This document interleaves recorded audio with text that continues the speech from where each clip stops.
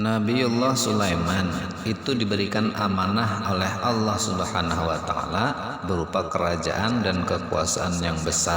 Nah, itu kita semua sudah tahu lah, masyhur ceritanya itu.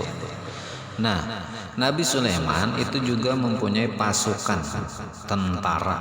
Nah, tentaranya itu dari hewan, manusia, jin juga masuk. Nah, semua itu termasuk karunia dari Allah Subhanahu wa taala. Nah, Nabi Sulaiman sallallahu alaihi wasallam sangat menyukai kuda.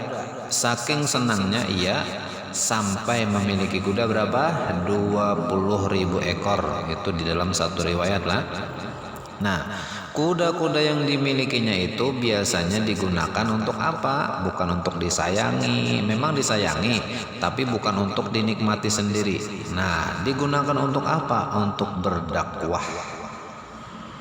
Nah, digunakan untuk kepentingan dakwah agama Allah, diantaranya untuk berjihad di jalan Allah Subhanahu wa taala. Nah, jihad itu bukan perang saja.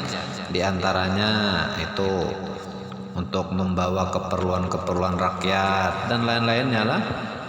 Nah, suatu hari Nabi Sulaiman memeriksa kuda-kudanya. Karena kuda Nabi Sulaiman itu sangat banyak, Nabi Sulaiman sampai lupa melewatkan waktu sholat.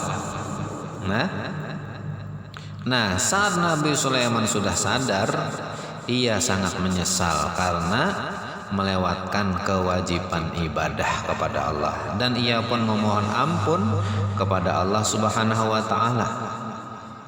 Nah, ini Nabi lah kelewatan sholat langsung memohon ampun. Bagaimana dengan kita ketika kelewatan sholat atau bahkan tidak sholat merasa biasa-biasa saja? Nah, itu perlu berarti kita menambah keimanan kita sehingga tidak meremehkan yang namanya sholat. Nah, kemudian Allah memerintahkan kepada Nabi Sulaiman sebagai syarat diterimanya taubatnya, yaitu menyembelih seluruh kuda-kuda yang dimiliki oleh Nabi Sulaiman. Meskipun Nabi Sulaiman sangat menyayangi kudanya, tapi Nabi Sulaiman lebih mendahulukan perintah Allah daripada yang lainnya. Akhirnya Nabi Sulaiman pun menyembelih semua kudanya dan dagingnya dibagi-bagikan ke seluruh rakyatnya. Allah pun membalas ketaatan dan keikhlasan Nabi Sulaiman. Nah, apa balasan yang diberikan Allah? Yaitu Allah memberikan kemampuan atau mukjizat kepada Nabi Sulaiman, yaitu bisa mengendalikan angin. Nah, yang mana angin ini itu lebih cepat mengantarkan Nabi Sulaiman kemanapun mau berdakwah, lebih cepat daripada naik kuda. Nah, itu.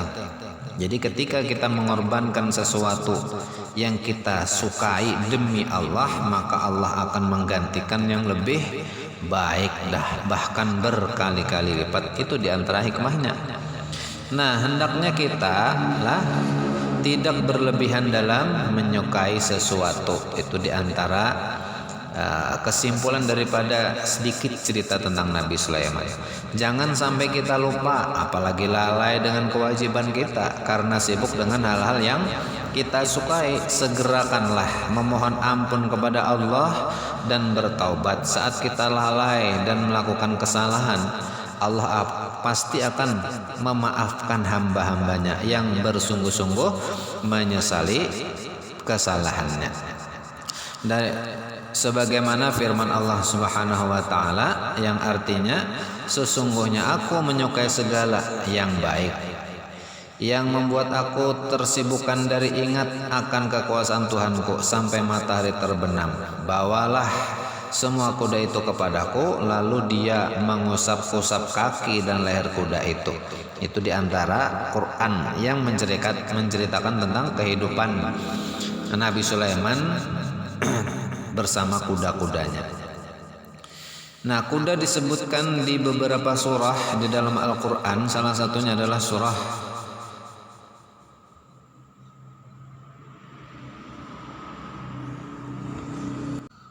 Shad ya, ayat 32 sampai 33. Nah, itu kuda sering disebut sebagai sahabat manusia. Kuda bisa digunakan sebagai alat transportasi dan olahraga.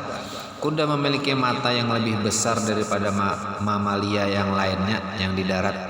Pandangan kuda lebih luas dari manusia. Terkadang kuda membuka mulutnya lebar-lebar untuk meningkatkan penciuman, bukan untuk tertawa. Oh, itu rahasia kuda adalah kuda termasuk hewan yang pandai berkomunikasi. Ia menggerakkan telinga untuk memberitahu kuda lain kemana harus pergi. Nah, di telingalah arahnya nih memadahi kawan-kawannya. Hewan yang pandai berlari ini mampu tidur dengan berdiri dan tidak terjatuh karena ia memiliki tulang kaki yang dapat mengunci saat dia tidur. Nah, itu diantara keistimewaan kuda yang diterangkan di dalam Al-Quran.